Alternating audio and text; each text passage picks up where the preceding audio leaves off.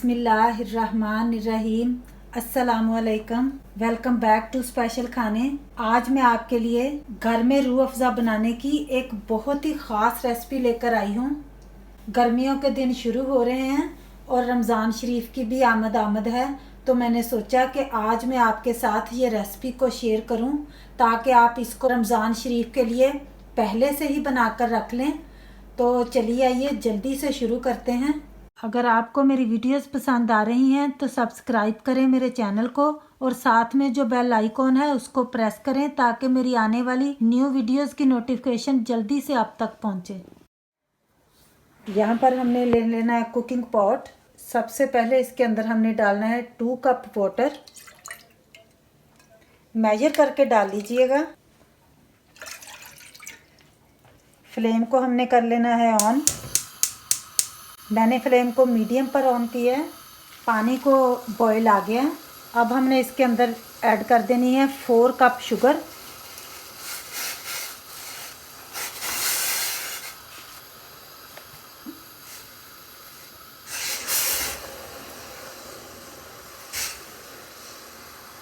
Mix कर लेना है अच्छे तरीके से।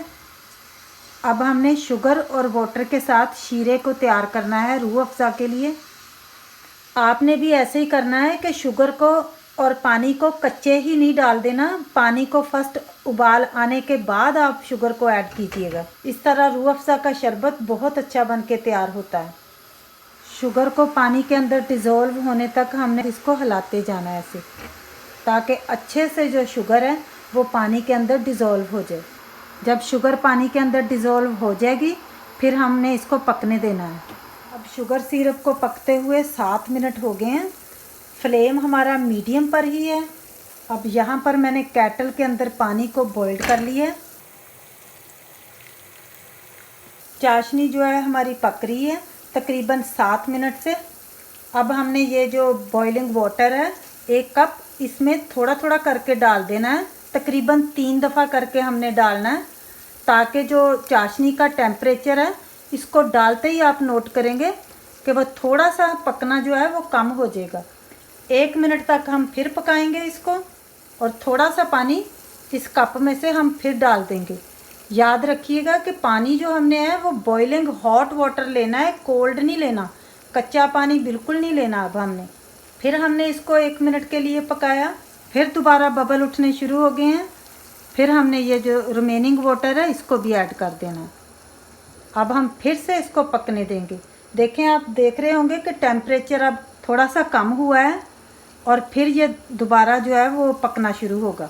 थोड़ा थोड़ा टेम्परेचर नीचे लाते हुए फिर इसको हाई करना है, लेकिन हमने कोल्ड वाटर बिल्कुल नहीं डालना। फिर टेम्परेचर जो चाशनी का है ना वो बिल्कुल डाउन चला जाएगा और कच्चा पानी उसके अंदर ऐड हो जाएगा। इसलिए हमने उबलता हुआ खौलता हुआ पानी डालना है 3 दफ़ा करके। इस तरह करने से जो हमारा रूह अफ़ज़ा है वो बहुत ही, उसकी जो चाशनी है वो बहुत ही स्मूथ और नाइस तैयार हो। अब मैंने फ्लेम को लो पर कर दिया है और हम इस चाशनी को सिमर होने देंगे।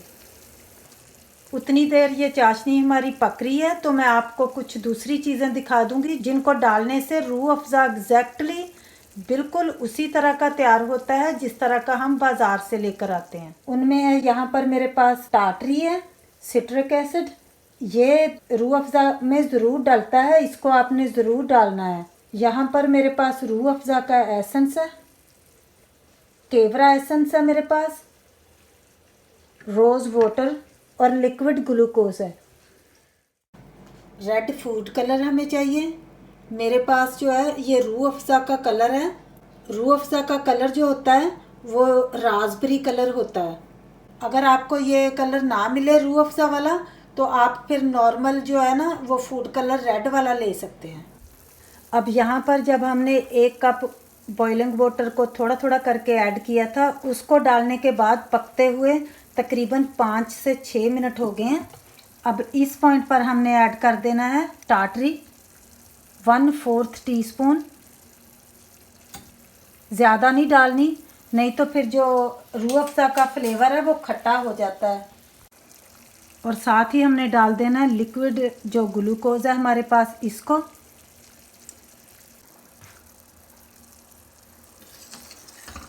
टोटल हमने लिक्विड ग्लूकोज 2 टेबलस्पून डाले हैं। फ्लेम जो हमारा है वो लो से मीडियम पर है, बहुत ज़्यादा तेज़ आंच पर नहीं हमने इसको पकाना। जितना ये अच्छे से सिमर होगा उतनी ही हमारी जो चाशनी है, रूह अफ़ज़ा एक चाशनी होती है, तो वो स्मूथ बनकर तैयार होगी। फ्लेम जो है हमने बिल्कुल लो पर कर दिया है, जैसे दम के जिस तरह हम चावलों को दम देते हैं उतना लो कर लिया है। अब हम इसके अंदर डालेंगे रोज़ वाटर। मेरे पास जो रोज़ वाटर है वो प्योर एंड नेचुरल है। आप भी कोशिश करके 100% नेचुरल ही डालना, ये बहुत आसानी से मिल जाता है, इसको ढूंढना कोई मुश्किल नहीं है।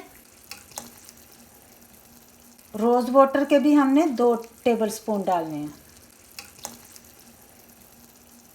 रूह अफ़ज़ा का एसेंस है, ये भी हमने 1/4 टीस्पून लेना है, बहुत ज़्यादा नहीं डालना। मेरे पास क्योंकि प्योर है तो इतना सा ही जो है, पूरी 1 बोतल के लिए ये काफ़ी है। रूह अफ़ज़ा का एसेंस हमने ज़रूर डालना है, क्योंकि बाज़ार वाला अगर हमने प्रोफेशनल जैसे हम बाज़ार से लेते हैं जो बोतल में होता है, अगर हमने वही उसका खुशबू और सेम फ्लेवर लेना है तो हमें रूह अफ़ज़ा का एसेंस जो है ये ज़रूर डालना पड़ता है। अगर आप इंडिया पाकिस्तान में रहते हैं तो वहाँ से तो बिल्कुल ये बहुत आसानी से हमें मिल जाता है। केवरा एसेंस है, मेरे पास प्योर है तो हमने चंद कतरे ही लेने हैं, इसके भी हमने 1/4 टीस्पून ही डालने हैं। ना तो हमने ज़्यादा कम डालना है, सिर्फ इसका जो ये है कि मेजरिंग का हमने ख्याल रखना है। फूड कलरिंग अब हम डालेंगे। आपने ये कोशिश करनी है कि आपने ये जो कलर डालना है इसके अंदर रेड कलर, वैसे तो हम रेड कलर ही डालेंगे, लेकिन ये जो कलर है हमने रूह अफ़ज़ा का कलर कहकर ही लेना है, तो वो हमें वही कलर देते हैं जो रूह अफ़ज़ा में डलता है। पानी मैंने बिल्कुल जो बॉइलिंग वाटर था केटल में से 1 टेबलस्पून ले लिया है, इसके अंदर हमने ये मिक्स करना है। कोल्ड वाटर के अंदर हमने बिल्कुल भी इस कलर को ना मिक्स नहीं करके डालना, क्योंकि अब हमारी जो चाशनी है वो बन चुकी है। अगर हमने कच्चे पानी के अंदर इसको मिक्स करके डाला तो फिर जो है ना वो सही नहीं है, वो जल्दी सा फिर रूह अफ़ज़ा हमारा कुछ दिनों के बाद ही ख़राब होने का डर होता है। पकी हुई चाशनी है तो पका हुआ उबला हुआ पानी हमने लेना है। इसके अंदर मैंने डाला है 1/4 टीस्पून कलर का। हमने इसके अंदर इसको थोड़ा थोड़ा करके डालना है, जितना कलर हमें रिक्वायर्ड है उतना डाल लेंगे, फिर वहाँ पर हम अपना हाथ रोक लेंगे। आप यहाँ पर देखें,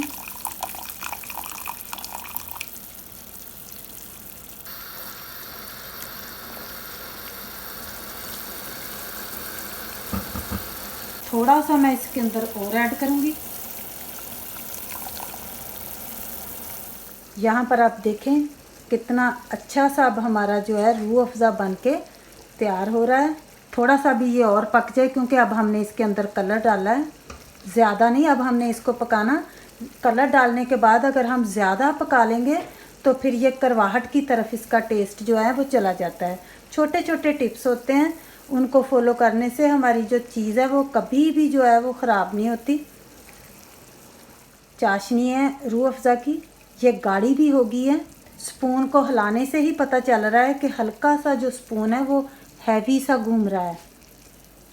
इसी तरह की हमें कंसिस्टेंसी चाहिए। ये जब ठंडा होगा फिर गाढ़ा भी हो जाएगा। इस तरह का थोड़ा सा ये बन गया। यहाँ पर देखें, आप चाहें तो अगर आपको रेड कलर भी नहीं मिल रहा और या फिर आपको रूह अफ़ज़ा का कलर नहीं मिलता तो फिर आपने क्या करना है, रोज़ कलर कहकर ले लेना है, गुलाब का कलर कहकर ले लेना है। सेम ही होता है जैसे रास्पबेरी कलर होता है, इसी तरह का। कलर को और फ्लेवर को चेक करने का एक तरीका मैं आपको बता रही हूँ, वो ये है कि आपने एक गिलास लेना है, थोड़ा सा उसके अंदर जैसे पानी डाल लेना है, तकरीबन जैसे मैंने आधा गिलास पानी का कर लिया है। और इसके अंदर हमने थोड़ा सा ये जो गरम गरम ही चाशनी है 1 टेबलस्पून को लिया मैंने और इसके अंदर मैंने डालना है। तो हमने ये देख लेना है कि इसको डालने से जो कलर है वो ठीक है। अगर हमें लाइट लगता है तो हम थोड़ा सा कलर सेम उसी तरह गर्म पानी के अंदर मिक्स करके इसके अंदर और ऐड कर देंगे। मुझे थोड़ा सा कलर इसका लाइट लग रहा है, तो इसलिए मैं थोड़ा सा इसके अंदर और कलर डालूँगी। तो यहाँ पर जो हमारा है अब रूह अफ़ज़ा का जो शरबत है, बिल्कुल इसका जायका और इसका लुक ओरिजिनल बाज़ार जैसा है। अब मैं फ्लेम को कर रही हूँ बंद। इसको अब हमने ठंडा होने देना है, वो इसलिए कि जब ये ठंडा होता है फिर ये चाशनी जो है वो गाढ़ी भी हो जाती है। अगर हमने अभी से चाशनी को गाढ़ा करके ठंडा किया तो फिर जो रूह अफ़ज़ा है वो बहुत थिक बनेगा। तो अगर आपसे ऐसा हो जाए तो फिर आपने क्या करना है, उसके अंदर उसको दोबारा से पॉट के अंदर डालना है और उसके अंदर आपने आधा कप या 1 कप पानी का डालकर फिर से उसको कुछ देर के लिए पकाना है।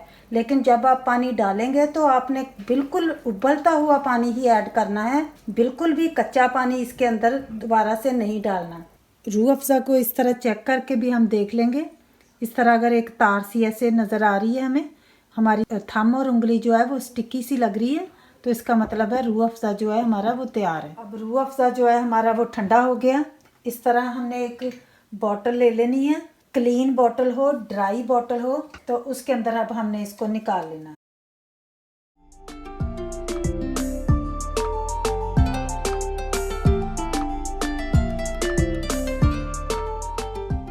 अब हम इसको सर्व करेंगे। आइस ले लिया है हमने, रूह अफ़ज़ा जो हमने बनाया है वो हम लेंगे। अलग से अब हमने शुगर जो है वो नहीं मिक्स करनी, इसको सिर्फ पानी के साथ ही डाइल्यूट करना है। जितना आपको मीठा चाहिए आप कम या ज़्यादा जो है वो रूह अफ़ज़ा को अंदर डाल सकते हैं। अब माशाल्लाह हमारा बहुत ही अच्छा रूह अफ़ज़ा जो हमने खुद अपने हाथों से अपने घर में तैयार किया है वो बन के तैयार है। और अब यहाँ पर हम एक और रिफ़्रेशिंग ड्रिंक दूध सोडा बनाएंगे। ये वही वाला दूध सोडा होगा जो हम बचपन में पीते थे। मिक्स कर लेंगे, आइस डाल लेंगे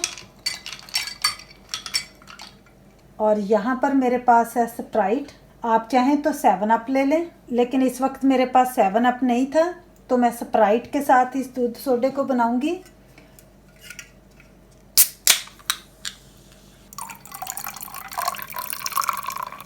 देखिए माशाल्लाह हमारा दूध सोडा भी तैयार हो गया है।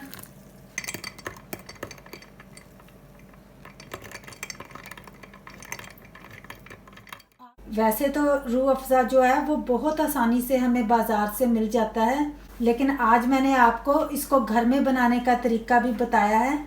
आज की ये मेरी रूह अफ़ज़ा की रेसिपी आप सबके नाम है। मेरी रेसिपी जो है वो लंबी हो जाती है, लेकिन मेरी पूरी कोशिश होती है कि मैं आपको हर बात वो समझा सकूं जो मुझे पता है, ताकि आपका टाइम भी वेस्ट ना हो और आपकी जो चीज़ है वो ख़राब ना हो।